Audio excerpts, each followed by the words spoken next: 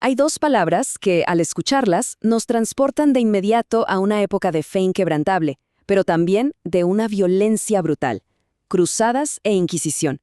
Por muchísimo tiempo las hemos visto como capítulos oscuros de la historia, casi como si fueran impulsadas por un simple fanatismo ciego. Pero, ¿y si esa fuera solo una parte del rompecabezas? Hoy vamos a meternos de lleno a desentrañar esa compleja maquinaria de poder, de riqueza y sí, también de devoción, que fue el verdadero motor detrás de estos eventos históricos.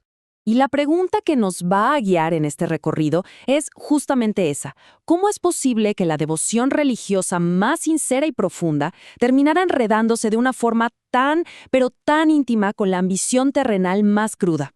Las respuestas, se los adelanto, no son nada sencillas, pero al explorarlas vamos a descubrir una verdad fundamental sobre cómo las grandes ideas, las grandes creencias, pueden llegar a transformar sociedades enteras, a veces para bien y otras para mal. Muy bien, pues entremos de lleno en esto. Para entender eventos de esta magnitud, lo primero que hay que hacer es viajar en el tiempo y meternos de cabeza en la mentalidad de la época. Hay que imaginarnos un mundo donde las fronteras que hoy vemos tan claras entre lo sagrado y lo secular, bueno, en ese entonces prácticamente no existían. Para ayudarnos a entender esta realidad, el historiador Paul Johnson usa un término que es clave: la sociedad cristiana total. ¿Y qué significa esto? Pues en pocas palabras, significa que no había una separación entre la Iglesia y el Estado como la conocemos hoy. La fe no era una elección personal, era literalmente el pegamento que unía a toda la sociedad. Ser parte de la comunidad era ser cristiano, y el bautismo era como un pasaporte social, uno del que no te podías salir. Y este sistema, claro, tenía unas implicaciones enormes. Piénsenlo, el bautismo se convertía en un contrato social del que nadie podía escapar. Quienes quedaban fuera de ese contrato, como las comunidades judías, pues vivían en los márgenes de la sociedad.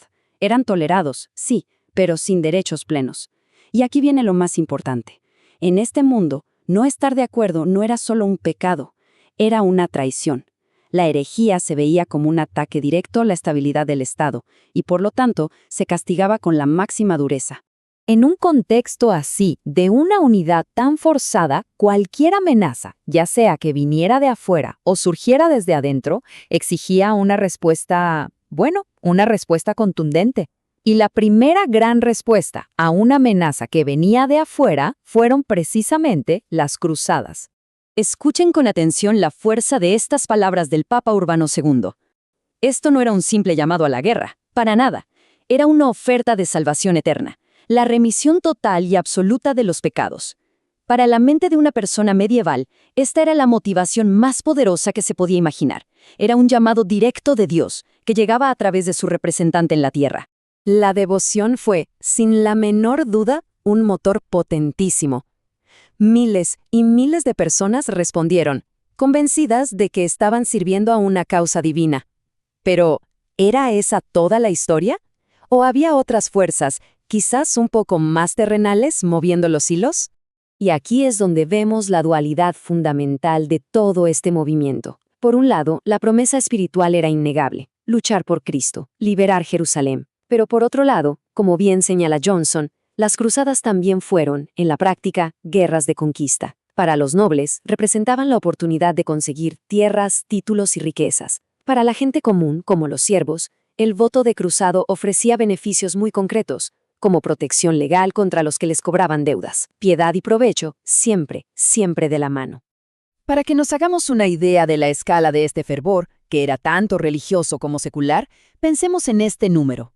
Cerca de 100.000 personas, y aquí contamos guerreros, clérigos, mujeres y niños, viajaron a Tierra Santa solamente en la primera década de las cruzadas.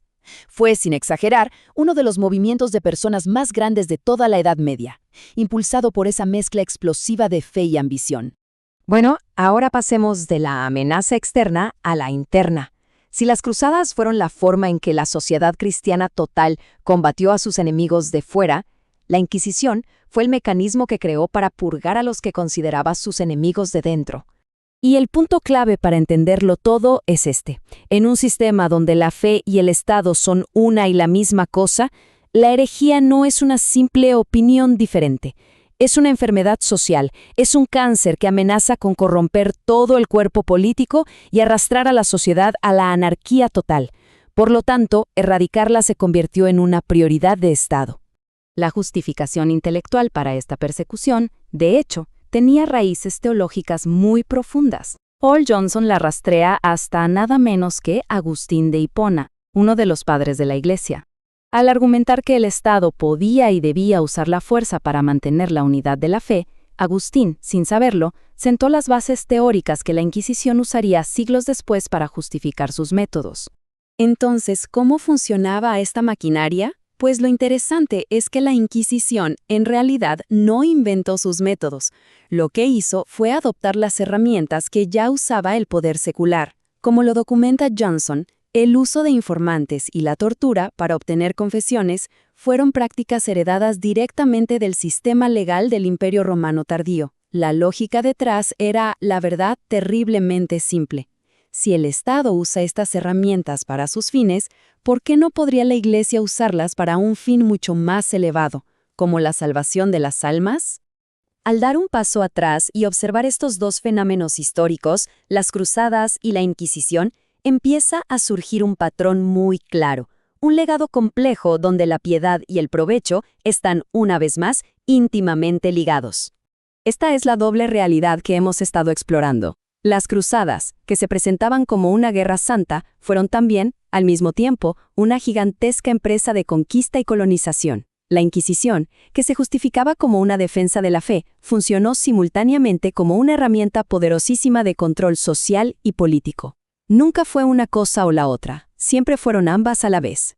Entonces, el punto central de todo este análisis es que las cruzadas y la Inquisición no se pueden entender como actos puramente religiosos, ni tampoco como actos puramente políticos. Fueron el resultado lógico de un sistema, esa sociedad cristiana total, que fusionó por completo la identidad religiosa con la estructura del poder, y ese sistema respondió a lo que percibía como amenazas existenciales con todas, absolutamente todas las herramientas que tenía a su disposición. Y todo esto nos deja con una pregunta final, una que resuena mucho más allá de la Edad Media y que, la verdad, sigue muy vigente. Cuando un sistema de creencias, sea cual sea, se une de manera inseparable con el aparato del Estado, ¿qué defensas existen para proteger al individuo, para proteger al que piensa diferente? La historia de las Cruzadas y la Inquisición nos ofrece una advertencia muy poderosa sobre lo complejo y peligroso que puede ser mezclar la fe absoluta con el poder absoluto. Gracias por habernos acompañado en este análisis y nos vemos hasta la próxima. Y no olvides dar me gusta y suscribirte a nuestro canal.